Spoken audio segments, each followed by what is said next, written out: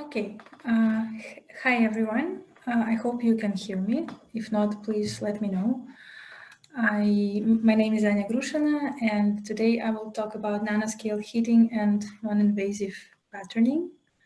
So I hope you can see the slides. Yeah.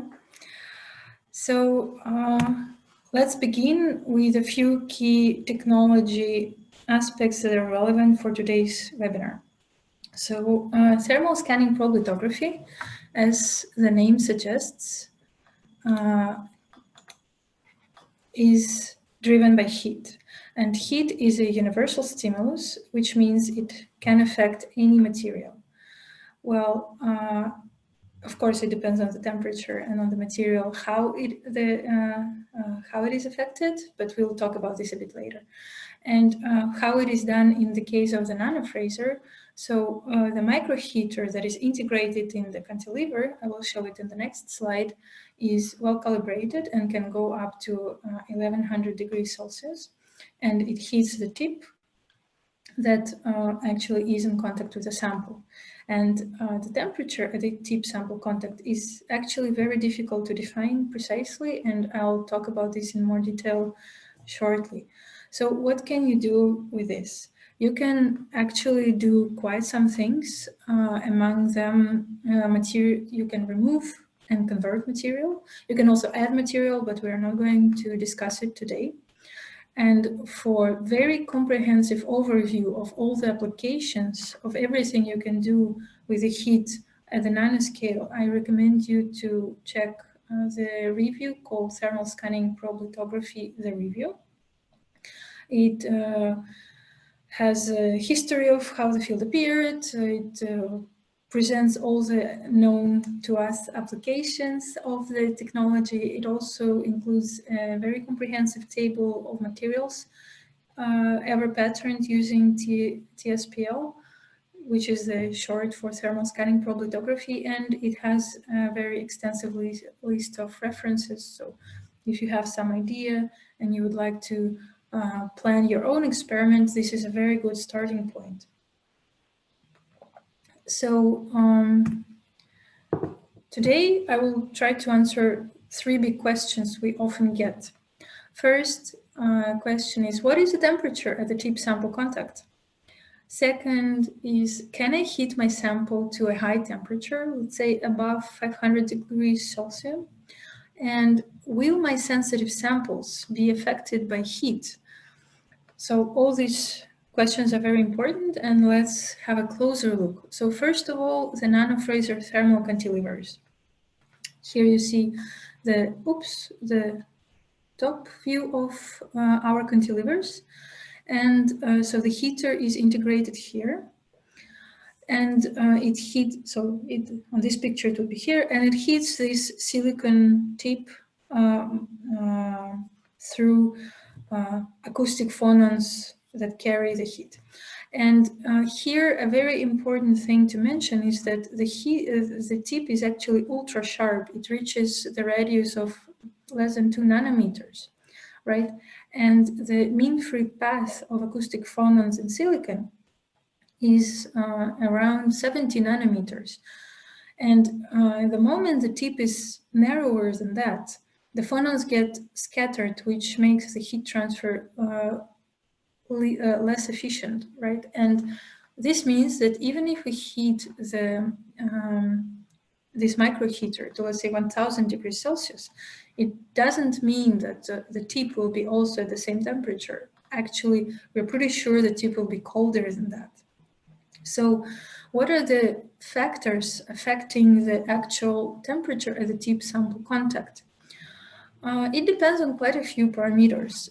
First of all is the tip shape. As I just mentioned, the heat transfer is dominated by the acoustic phonons, and the tip opening angle determines how efficient is this heat transfer. And also, of course, the tip diameter, which affects the tip sample contact area, also affects the temperature at the point of contact. Now, also thermal conductivity of the sample is a very important parameter here, because the sample acts as a heat sink and it can drive away a lot of heat and therefore not allow the sample to reach higher temperature if this is, for instance, what is needed. Then the penetration depth or the indentation depth are also is also something that can affect the temperature, because it changes the tip sample contact area, and also, among other things, and also the interface thermal resistance, which is a parameter that is very difficult to evaluate quantitatively, and we know that it can dominate the heat transfers through the tip sample contact. And here we would have at least 3 thermal resistances in series. It's the thermal resistance of the tip itself, the thermal resistance at the tip sample contact, where we should also remember that there is some natural oxide forming on this pure silicon tip that can introduce an additional thermal resistance, and of course the thermal resistance of the sample itself. So I think with this, you can already see that determining the precise tip sample contact temperature is really difficult. And on one hand, it's a very interesting physics problem, but on the other hand, if we want to pattern something, we may think that, okay, it's really complicated. But actually, the good news is that it's not, because the easiest thing to do here, and with a NanoFrazor I can do it really quickly, is just to quickly check different parameters, different temperatures of the heater, different indentation depths, or different times of the different heating times. And then you can make, like, this is taken from one of the experiments made with a NanoFrazor. Here, Samuel Zimmerman just wrote same kind of small test pattern using different parameters and selected the optimal set of parameters for his experiment. And here, actually, depending, of course, on your experiment, you also need to consider the time dependence factor, because if you want to convert some chemical material, well, if you want to drive some chemical reactions in your materials, let's say, you should remember that the reaction kinetics might be different at the nanoscale and in the microsecond regime, as opposed to what you know for the bulk material. Now, this allows me to answer the first of the big questions. So what is the temperature at the tip sample contact? It's very hard to say, but we can quite straightforwardly select a good working combination of patterning parameters that work for this specific experiment. And I think most of people are fairly happy with that. Now, I can also answer the second big question. Can I heat my sample to high temperature?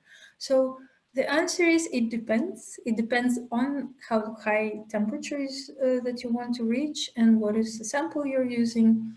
But overall, I would say if you blunt your tip, and actually we have a procedure for intentional and controlled tip blunting, then you will reach higher temperature because you will increase the contact area between the tip and the sample. If you use higher indentation force and if you carefully consider your reaction kinetics and maybe also preheat your sample to reduce the heat transfer away from the contact, then probably you can reach higher temperature.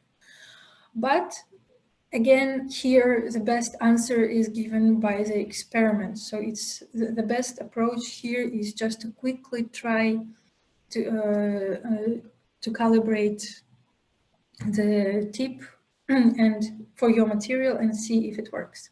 Now, the third question, will my sensitive samples be affected by heat? And before I answer that, let's consider how is the patterning with a NanoFrazor done? Because when we talk about sensitive materials, usually we have in mind some 2D materials or nanowires that need to be patterned into transistors, for example.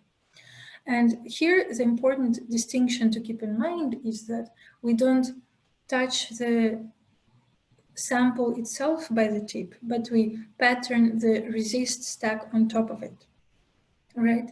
And usually we recommend using the so-called PPA resist, is polyphthalealdehyde resist, that is a thermal resist, and it readily decomposes, sublimates when it's heated to around 150 degrees Celsius. This is a temperature we know for bulk again, but our estimation that when we heat the tip to approximately 300 degrees Celsius, then in microsecond heating regime, right, then the PPA decomposes into these very small, very volatile molecules, and we can pattern.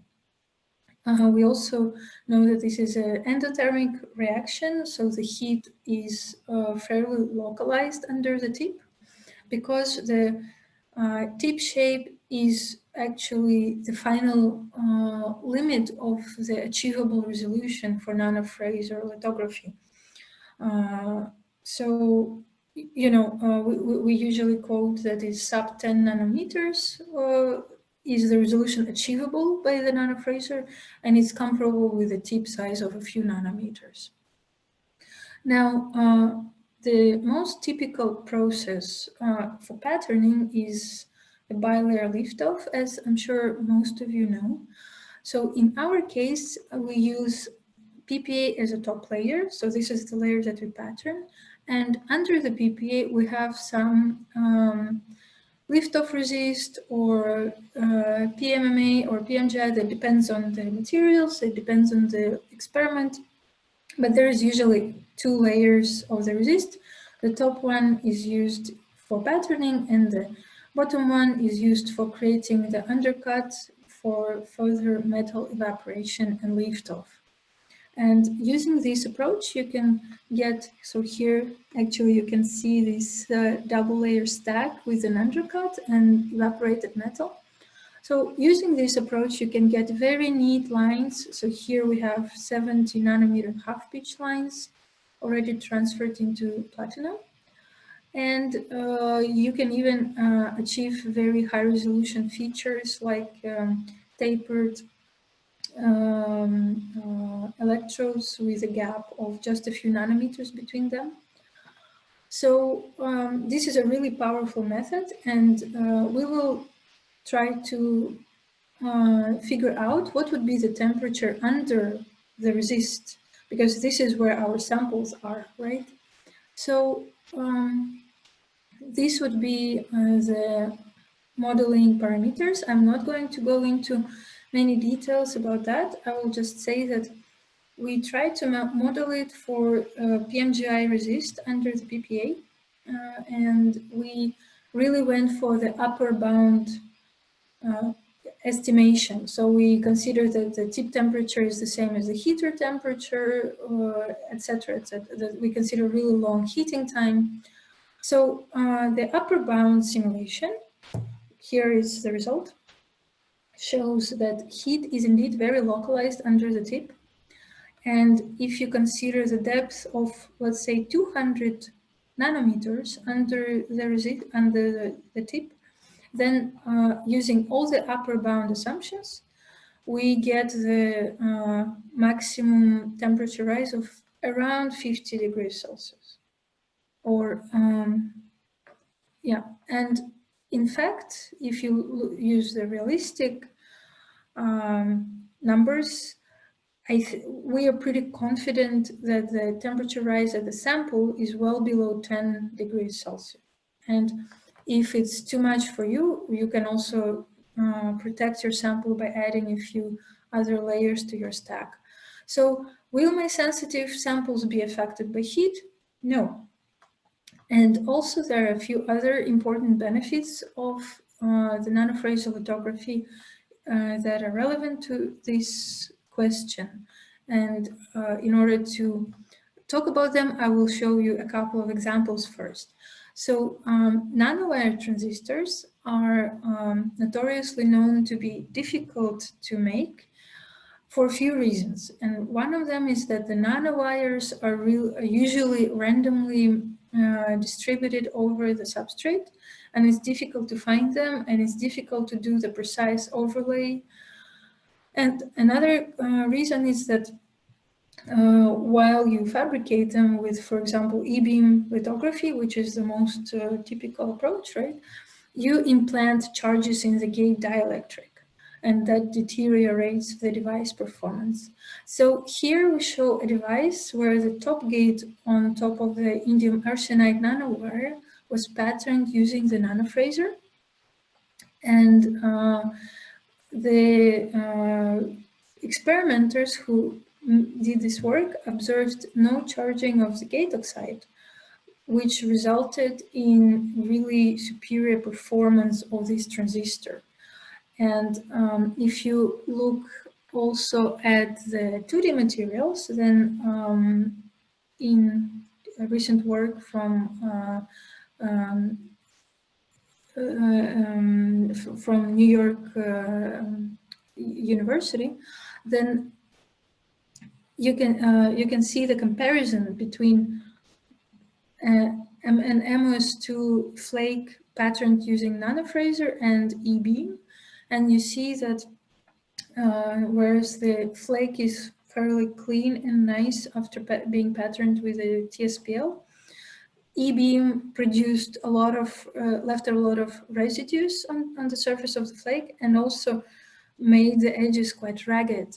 And in the same study, the researchers show very high quality transistors, field effect transistors, and they show basically vanishing Schottky barrier at the contacts. And these transistors showed really record device performance. This work was published in Nature Electronics last year. So if you try to understand why there's such a difference between the flakes patterned using NanoFrazor and e-beam, and in general between resulting devices, then if you consider what happens during e-beam lithography, then maybe something, our term non-invasive lithography actually begins making sense to you. So what happens when you expose your sample to the electron beam is that you want to develop the resist, right, where the beam hits it. But as this simulation is showing, the majority of the electrons is absorbed by the sample, and some of them are backscattered, and actually it has been shown that mostly it's the backscattered electrons that develop the resist, or that break the polymer chains in the resist, which in the end leads to patterning. So e-beam lithography also suffers from charging and proximity effects, and it has been also shown that it can damage the substrate or introduce lattice defects or vacancies or trap charges into the samples. So in this sense, we consider that e-beam lithography is quite invasive, right? Because also all of these absorbed electrons, they have quite a high energy, especially when you try to write high resolution patterns. So all this is also translated into heat, right? And as compared to that, the NanoFrazor lithography is actually really non-invasive because there are no charged particles participating in the process whatsoever, and therefore there are no charging effects, there are no proximity effects, and you can also quite straightforwardly pattern the non-conductive substrates. So with this, I think I answered the three big questions. So I will shortly summarize my talk. So the precise prediction for the tip sample contact temperature is very hard, but it's easy to select a working combination of patterning parameters that is suitable for your experiment. Then high temperature can be reached under certain circumstances, but again, it's better to calibrate the best answer is given by quickly checking the given tip with a given sample. And also it's very important to consider the reaction kinetics. And the samples under, under the resist stack are not affected by heat, and the process is free of charged particles, which allows us to do non-invasive lithography and imaging for precise overlay. And with that, I thank you for your attention, and I would be very happy to answer your questions.